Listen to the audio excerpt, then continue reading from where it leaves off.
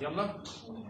النهارده هنقدم عمل مسرحي استكمالا للصف الرابع، هنخش على الصف الخامس في مدرسه ميت الرخاء رقم 1.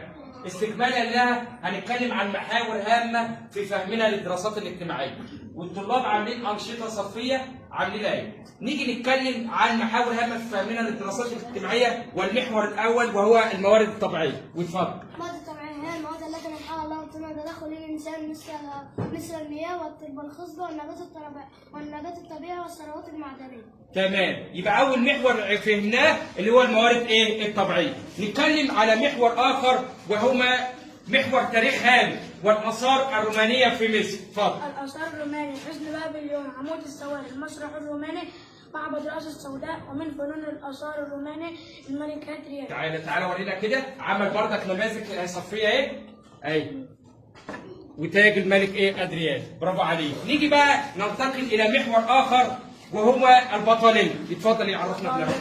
خلفاء اسكندر مثل مكتبة اسكندرية قديمة. ماشي، مكتبة اسكندرية قديمة. برافو عليك. يبقى دي عرفنا محور هام وهو البطالين. نتكلم بقى عن محور اخر وهو مصادر الطاقة. اتفضل. الطاقة تنقسم إلى مصادر طاقة متجددة وغير متجددة. مصادر الطاقة المتجددة مثل الهواء والرياح والشمس. مصادر الطاقة غير متجددة مثل البترول والفحم والغاز الطبيعي. شكرا. وعاملة بردك نموذج اهوت. اتفضلي. الطاقة النظيفة دائما وعيوبها وكل حاجة. شكرا يا طارق. نيجي بقى على محور هام جدا في حياتنا وهو أهمية الذهب. بنعمل ايه في الذهب في حياتنا؟ اتفضل. أهمية الذهب يستخدم في صناعة الحلي وبعض من أنواع العلاج. ماشي، الحلي والعلاج. نتكلم على محور آخر بقى وهو المياه العذبة. اتفضلي يا ما هي أهمية المياه العذبة؟ اتفضلي. ضرورة لحياة الإنسان والحيوان والنبات. أكيد مفيش حاجة بتاخده من المياه.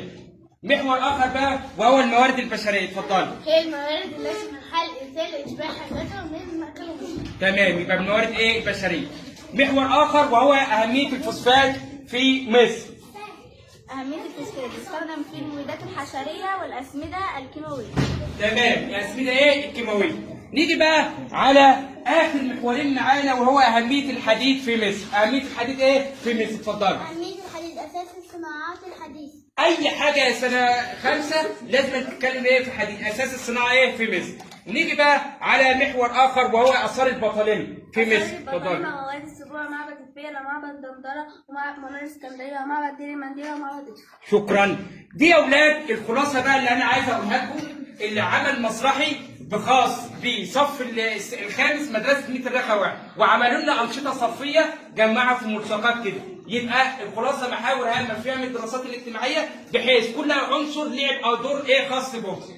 تمام. نيجي بقى المجموعة دي سميناها مجموعة فرسان التاريخ مدرسة ميت الرخاء. تمام. وعملوا أنشطة الصفية. وشكرا لحضراتكم، وإلى لقاء آخر بقى. شكرا.